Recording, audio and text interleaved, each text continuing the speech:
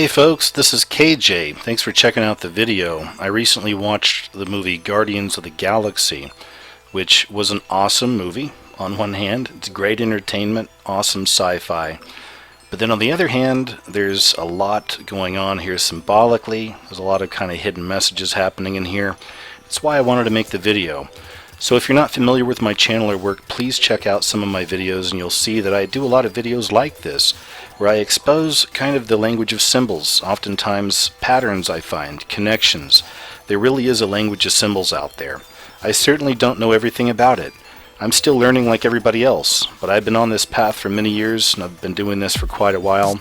And just over the last week or so, I've been seeing a lot of things that are lining up with each other. And then I saw Guardians of the Galaxy, and it kind of pulled some things together. So I want to show you this, and I'm going to show you some other things as well. And I want to show you how we are all being prepared subliminally and psychologically and even spiritually in some ways for what's to come, for this age of Aquarius, the fifth age, the completed New World Order, the beast system, the AntiChrist system. It's on the way, and we're seeing it more and more coded into our entertainment. Okay, so this is a sequence that takes place at the very beginning of the movie, and this is the hero as a little boy. He's visiting the hospital because his mother is dying of cancer. And this moment right here, this screen cap, this takes place in the very first few minutes of the movie. And this was my first signal that I was going to find some symbolism in this film that had to do with the Illuminati or the Antichrist or the beast system. So what I want you to take a look at here, and again, we're going to have confirmations for all this later, and that's what all this takes. When you start trying to explore the language of symbols and patterns and all this, we need confirmations, okay? So I'm going to start right here with the very first, and it's very basic. On his shirt, you have the sun with the pyramids. Okay, so on his shirt he's got the two pyramid mountains in the back, and he's got the sun symbol. The symbolism of the pyramid and the sun is easily the most common Illuminati symbol that we can find. Now we see this manifesting more and more in all kinds of places. It's on clothing, it's in all forms of media, it's really everywhere. But it really is the most common symbol that we can associate with the Illuminati. Now, the other part of this that I thought was really interesting is if you look at his left eye. Okay, now his left eye has been darkened out. He explains to his father or to his mother that he was in a fight because somebody was squashing a frog. So I guess he defended the frog. But all that's just words. All right, that's just the script. So we're looking deeper here. So a lot of times we find this eye symbolism, okay, and oftentimes it's the left eye. So a lot of times you'll see this left eye darkened out, okay, or oftentimes they'll switch eyes around, and they do that. A lot of times these symbols can have multiple meanings, but ultimately it always leads back to the all-seeing eye, the one eye. Now we see this connection with the Egyptians. This also is connected with the Illuminati, the beast system, the Masonic world order, however you want to put it. But I'll give you just a little bit of background on this. Part of the myth is that when Set and Horus were fighting for the throne after Osiris's death, that Set gouged out Horus's left eye. Okay, and that's part of that whole mythology right there. The majority of the eye was restored by either, I think it was Thoth or Hathor. And when Horus's eye was recovered, he offered it to his father Osiris in hopes of restoring his life. The eye of Horus was often used to symbolize sacrifice, healing, restoration, or protection.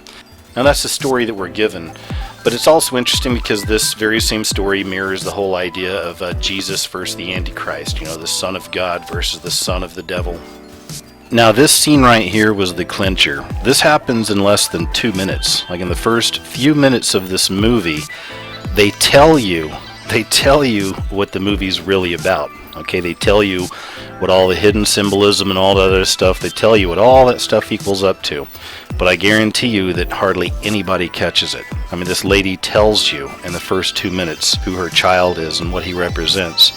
Because he comes up to her and they're talking, and she asks, what happened to your eye?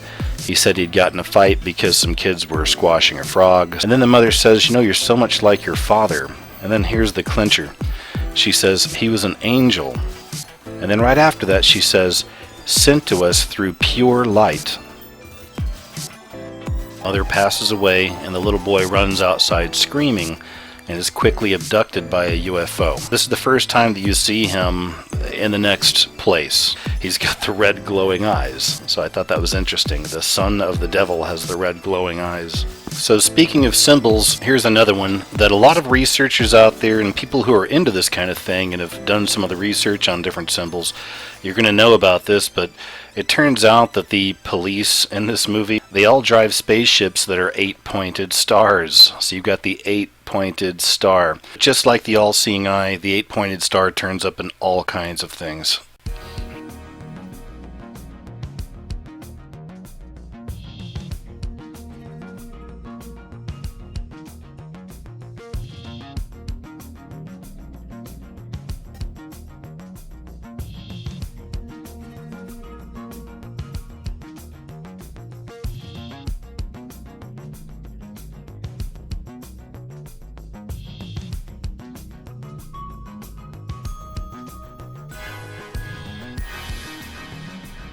More confirmations. We find the V symbol. It's also an upside down pyramid with the sun on the top, but the V symbol on the uniforms of the police in this movie. So if we follow the history of occult language and film and whatnot, then we know that the V actually stands for the fifth age. That's the age of man, the final age of man, and we're kind of entering that area right now. V also stands for the completed New World Order, the One World Order, the One World Religion, and the AntiChrist system. V, the fifth age. The goal of all of this is to prepare the public. It's also predictive programming. It's trying to get people ready for what's coming for the One World system. I mean, the goal was planned a long time ago for the public in secrecy within all these secret societies.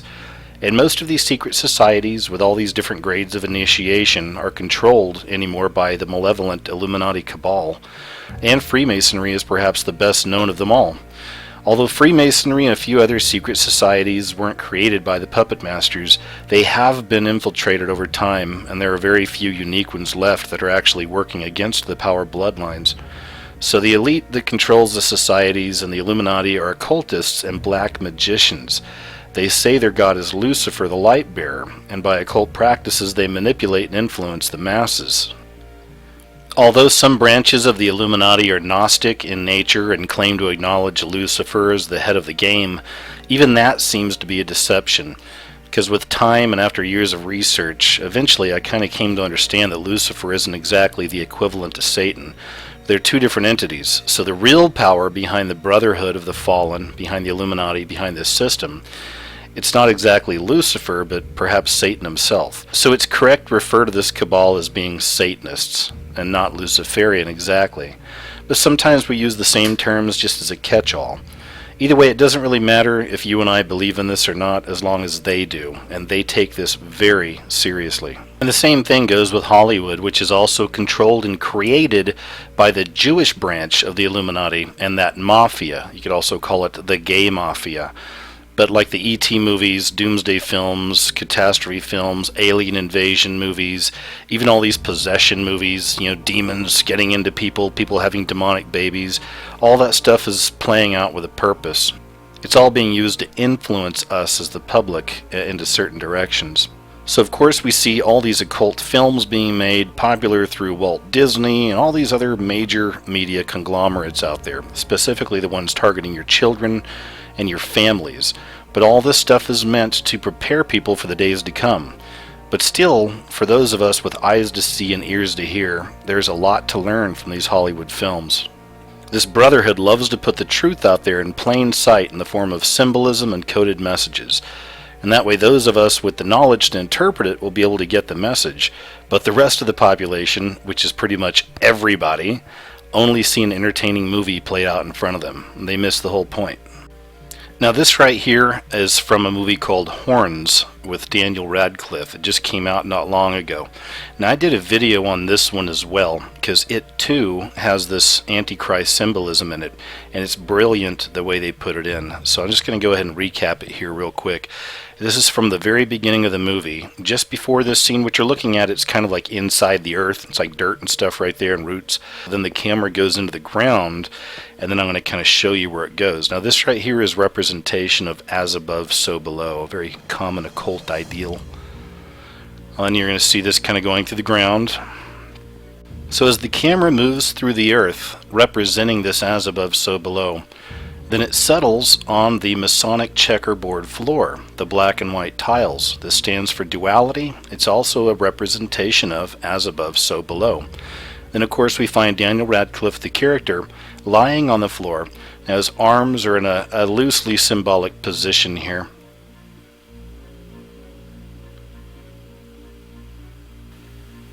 And speaking of symbolism and just how infiltrated we are with it and indoctrinated by it, did you know that this symbol right here is the grand hailing sign of distress?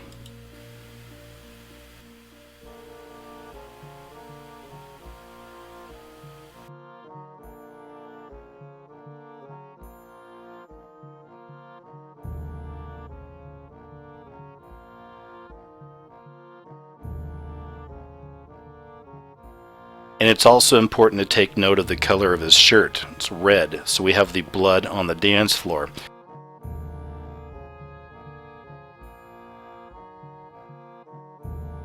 This also harkens back to the Masonic rituals. Not all Masonic lodges have these, but many of them do, and these are blood rituals on the floor. And then the camera moves on. So now right here the camera stops, and if you pay attention, look just underneath his left hand, kind of center screen right there, and you're going to see a picture, right? And this picture is very interesting what they did here. They're showing you the duality once again, and once again they're showing you the as above, so below, because you have the pyramid symbol there with the sun, right? But if you flip that picture upside down, once again you have a pyramid with a sun. I think you can probably see that there, right?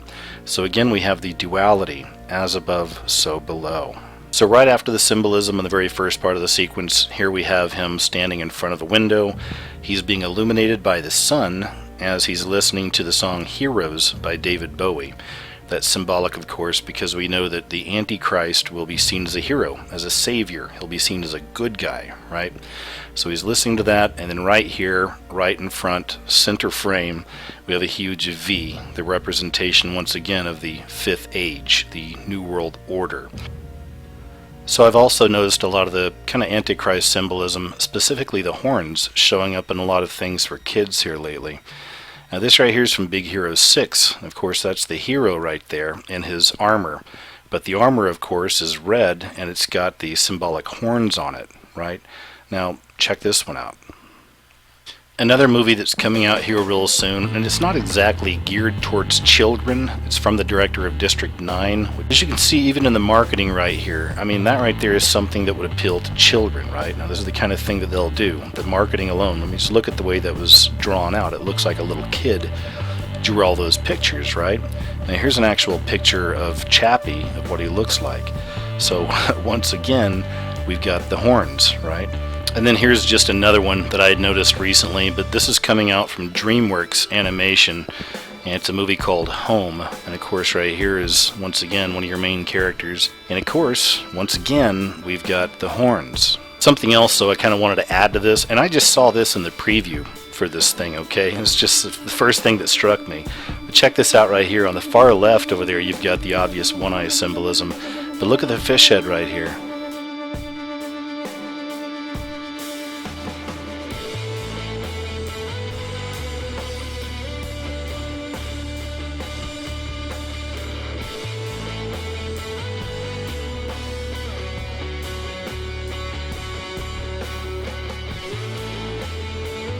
So please understand that these are not coincidences. We are far beyond the dawning of the age of Aquarius. We're right in there. And you all see this happening. We see it shaping up. We see this one world system coming into fruition. And we're just waiting on that leader to be fully revealed, right? Even right here, this is from Exodus, a new movie coming out. And this right here, the picture alone to me spells it out. And I think the timing of the movie is perfect. This is where we're at. It really is a battle between good and evil, or God's kids and the devil's kids. It's all a fight against that pyramid. And that pyramid is going to lose in the end. Either way, I hope that you'll be prepared spiritually for what's to come. Thanks for checking out the video, and I'll talk to you all later.